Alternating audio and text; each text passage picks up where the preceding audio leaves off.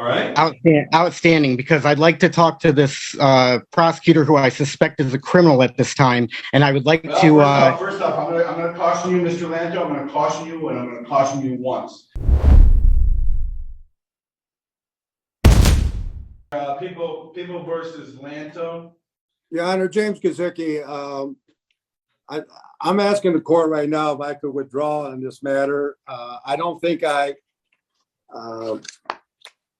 could adequately help Mr. Lanto in his legal arguments because I'm not familiar with the issues in it. And I'm just asking the court if I can withdraw. All right. Then, Mr. Lanto, then I can appoint a different court-appointed attorney. Well, I just want to clarify and make sure I'm going to be able to speak for myself in the court. I don't want anybody speaking for me. As a matter of fact, I mean, all I really want is to be left alone. So that's first and foremost. And then as far as an audio-only recording, I was told that there's an objection to the audio-only recording. And I'd like to know, I don't feel safe without a recording. So is there any reasonable objection? Well, first off, you can't record in the courts of law. They're already, if you'd like a transcript, everything is already being recorded by my court recorder. And I can assure you that there's no, the recording device is on and it records, and that's what she does. She records everything. So if you'd like a transcript of that after the proceedings, you're more than welcome to order a transcript. So I've been told that before, and then when it comes to getting the transcripts, I still am waiting for the transcripts when I was told that in the past. So well, like I said, I don't feel safe without a report. I know that you're not talking about the 23rd District Court, because I know if you've ordered a transcript from my court, those are always forthcoming. I've never had to deny anybody a transcript. So if that happened to you in another court, then I suggest that you call the State Bar of Michigan and report that court, because obviously they're not doing things correctly. I have no desire to do that. All I want is to have fair and meaningful hearings. And well, I mean, first off, I'd simply just like to be left alone. But other than that, I mean, to get fair and I get that, but obviously you had an interaction with somebody where they are alleging that because today's date and time set for the arraignment. So I want to make sure that you understand. I need to on the date and time in question. It is alleged that, because first let me do the arraignment part, because you need to I need to let you know what exactly you're being charged with. All right. So you say you want to be left alone, but they are claiming that there was an interaction. Now, first off, you do have the right to remain silent. Anything you say can and will be used against you. You also have the right to an attorney if you got a 411 will be appointed to you by the court at public expense. Now, it is alleged that on November the 17th of 2022, while in the city of Taylor, that you violated City Ordinance 32-31, which is a charge commonly known as interfering with the police authority. That is a misdemeanor punishable by 93 days in jail and or up to $500 in fines. So, as to that charge, how do you plead? Guilty or not guilty? Well, first, can I just make a few clarifications? Well, I'm going to caution you that anything you say can and will be used against you. So I understand. As to guilty or not guilty, that's just the only question I'm asking right now. Well, in order to say guilty or not guilty, or you can stand mute, which means I'm not saying anything, and then I will enter a plea of not guilty for you, so that you don't have to say anything, and it automatically goes to not guilty. So are you pleading guilty, not guilty, or standing mute? Well, before I make a plea, you stated that I have the right to be informed of the cause and nature of the charges, correct? Right, which is what I just told you. I just told you what the charge was. Okay, and you're stating that it's based on an interaction. So my guess is that you have no firsthand knowledge of anything that happened. Well, I'm not stating anything. All I'm telling you is what the people of the city of Taylor have charged you with. They have charged you with a violation of City Ordinance 32-31.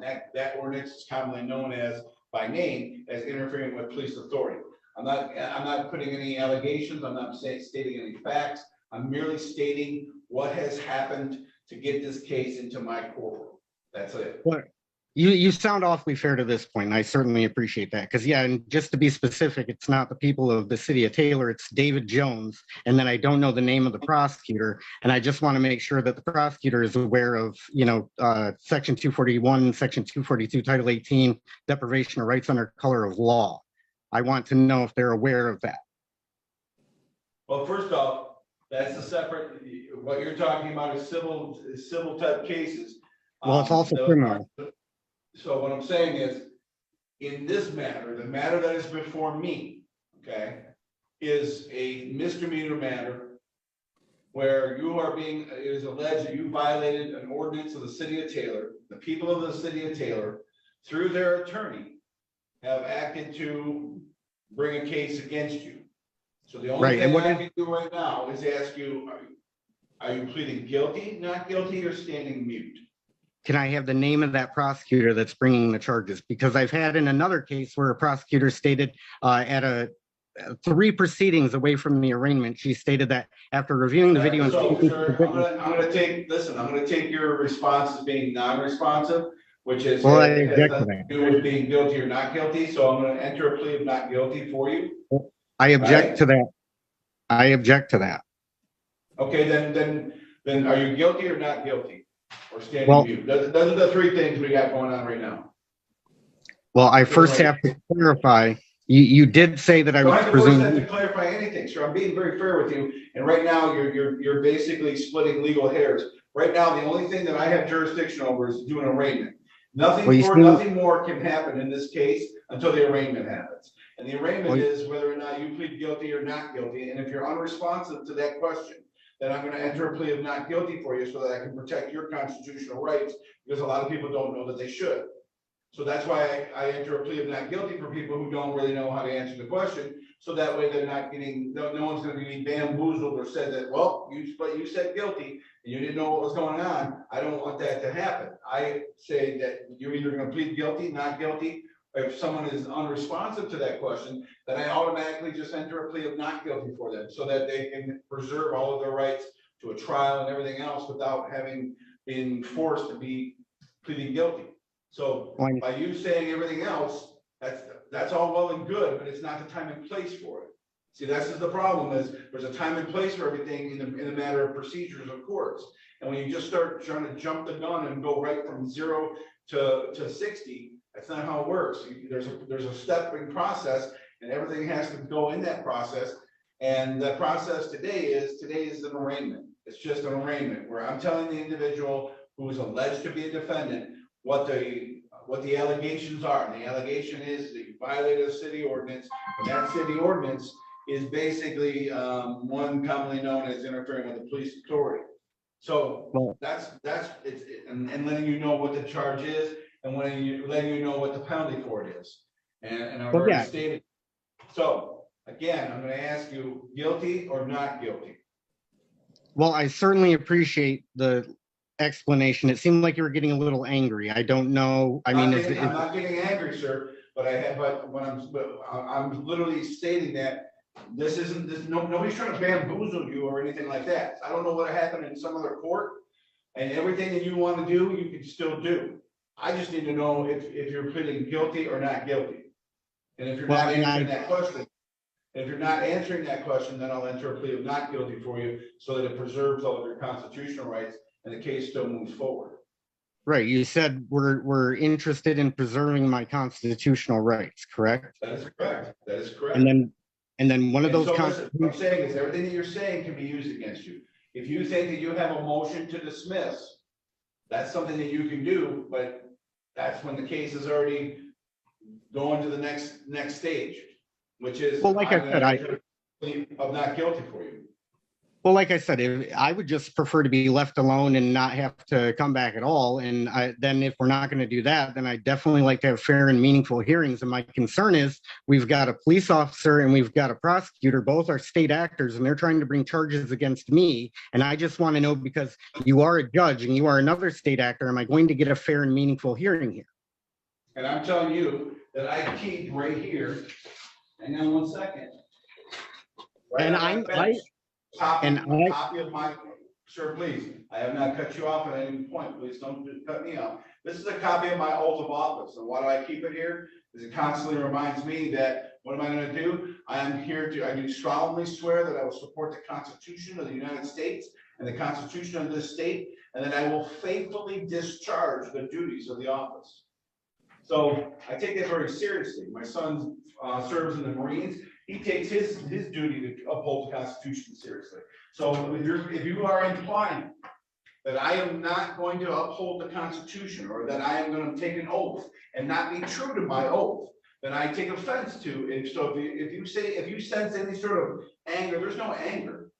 The only thing I'm telling you is that you are implying that I somehow am an oath breaker, and I am not. Well, I didn't. I didn't. That's exactly what. I swore an oath to the Constitution that I put my hand on the Bible and swore to, and I'm telling you, I don't break my oath. Okay, So would you now, agree if you're implying that you're not going to get a fair hearing? That's my job, is to make sure that fairness happens, that due process happens. And so So I'm asking you, just as a matter of course, because this is the stage that we're at is an arraignment. Are you pleading guilty or not guilty? Well, you just said. Or if you're not responding to that question, I'm going to enter a plea of not guilty on your behalf, and I'll find you standing mute to the question. Well, I object to anybody making a plea on my behalf, and I just wanted. I'm not making a plea. I'm just finding you. I'm just entering. I'm just saying that that you are right now presumed not to be guilty, because that's just your constitutional right to be presumed not guilty. And then that means your constitutional right. I'm not entering a plea for you. I'm just listing you as somebody who is right now not guilty, because the Constitution says you are to be presumed not guilty until proven guilty beyond a reasonable doubt. So I'm not entering a plea for you. I am just merely stating that this individual is to be treated as someone who is not guilty. Okay, and then, so if I'm presumed innocent of all the elements of the charge, correct? No, you are presumed innocent until proven guilty, and you haven't had a trial yet. That's your other constitutional right. So trial, we can set this for a trial. Well, we just said that I'm presumed innocent until proven guilty, and then my question was, am I presumed innocent of all the elements of the charge? And I didn't get an answer to that, because that's a yes or no.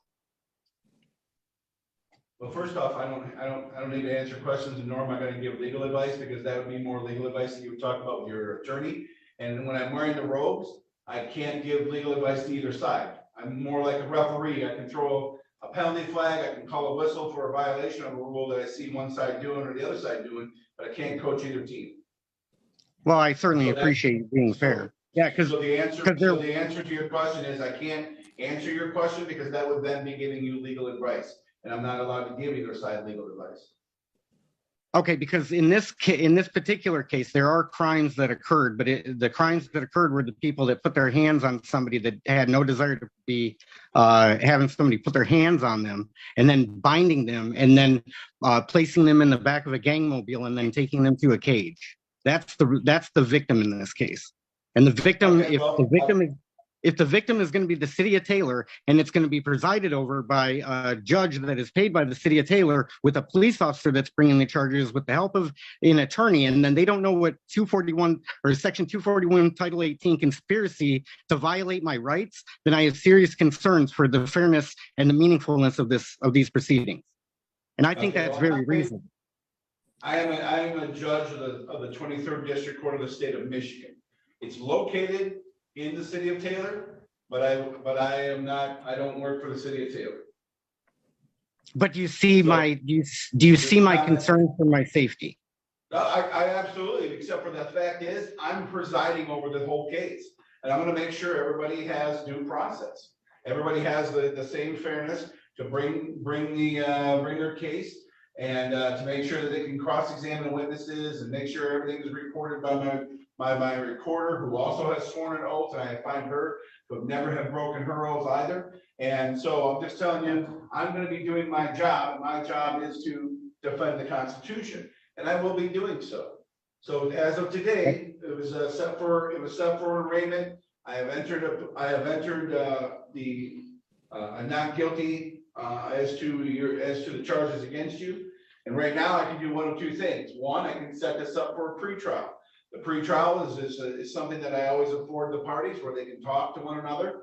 If they want to work something out, I have no problem with the constitutional right to enter into contracts and to do things like that. Or I can just set it for jury trial or bench trial right now.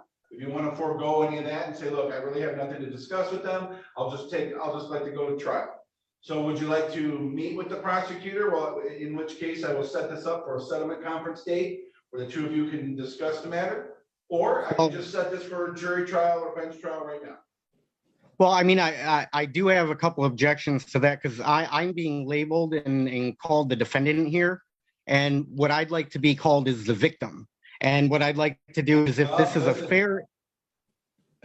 fair proceeding, then that prosecutor, as long as we're going around and throwing out suspicions and alleging crimes, I'm going to allege them of the crime of the Department of Justice, Section 241, 242, Title 18, which is deprivation of rights under color of law.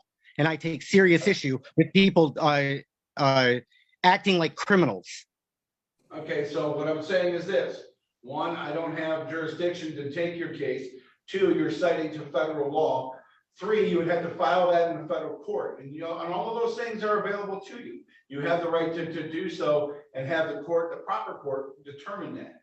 All right. So what I'm saying is this is a city ordinance, and I have jurisdiction over state cases and over city cases, misdemeanors, and I don't have. And what you're stating, I don't have the jurisdiction to hear. That doesn't mean that you can't bring that case in the proper court.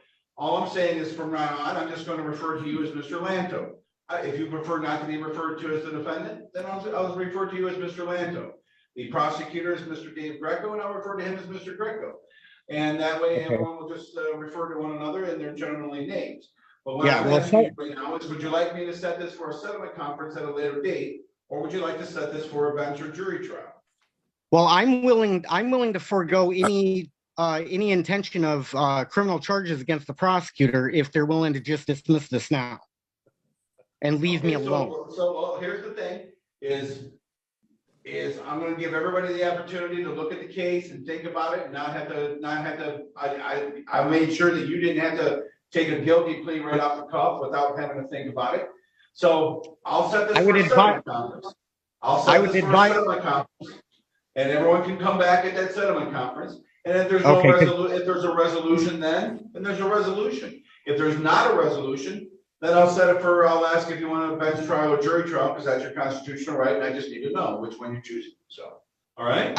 Outstanding, because I'd like to talk to this prosecutor who I suspect is a criminal at this time, and I would like to. First off, I'm going to caution you, Mr. Lanto. I'm going to caution you, and I'm going to caution you once. And the next time it happens, I will hold you in contempt, because I will hold anybody in contempt. I do not run a Jerry Springer show.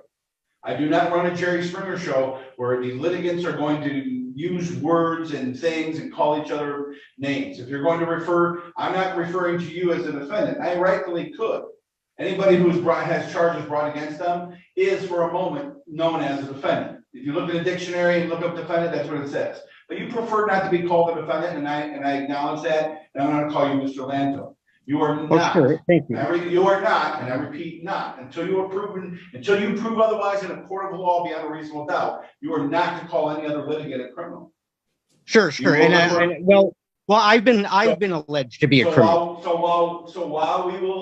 will make sure that the proper respect is given to you. I'm going to ask the same of you. So you will refer to Mr. Greco as either Mr. Greco or as the prosecutor. But you're not going to call any other litigant or any other witness or anybody else a criminal unless they actually have a criminal record or they have been proven to be a criminal in a court of law by a jury of their peers. Yeah, and for the record, I called him a suspected criminal. Well, I'm very careful. I'm very careful with my words. Again, you're splitting hairs, and I'm just telling you right now. I'm giving you one heads up. And I don't allow any kind of Jerry type Jerry Springer stuff where there's going to be finger pointing, chair throwing, and name calling. Well, I did do a cop watch karaoke, which is probably what led up. Which is probably what led up to this.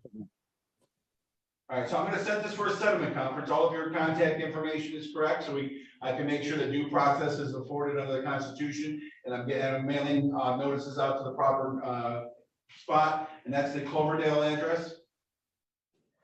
No, and at this time, I don't feel safe giving an address, but I'll give you a phone number or an email address that I can be contacted by because I do want to participate in the settlement conference. Well, right, but I also need to, I'm required by law to mail it out to your last known address. So if this address is something that you will still receive, all I'm saying is I already have an address. I don't. Yeah, I'm no, just saying, is it still current? Is it still in the current? in the activism that I do, it's important to stay on the move because I have people that try to retaliate against me and do violent things to me. So I prefer not Well, to. then that's up to you. That's up to you to go to the, it is incumbent upon you to go to the post office and make sure that they have your forwarding address. I'm gonna mail, my clerk is gonna mail it out to the Cloverdale address. And if you didn't put a forwarding on there, well, that's between you and the post office. We Well, don't if send it's out also emails. We don't send out emails as notice, and we don't make phone calls to let people know when the notice is. We use the mail system because that's the only thing that's tangible and can actually be proven. Why? Because you can see that you put something in the mail. You can actually see that it's been in the mail because it's post-dated. So yeah, is it going to be certified? Because that's the only way really to prove that somebody got it. no, it's not, and we don't have to send it by certified mail under the court rule. And the court rule has already been ruled to be part of the Constitution, and it's already been ruled as being constitutionally proper under due process of the Constitution. So I'm going to mail it to your last known address. If you have some sort of change of address, that's between you and the postal service. All right. So we're going to set this for a separate conference date. It'll be sometime in the new year, sometime in January, and we'll see everybody then. Okay, I certainly appreciate you being fair. That's what I swore to do. That's what I always do. Have a good day. Thank you.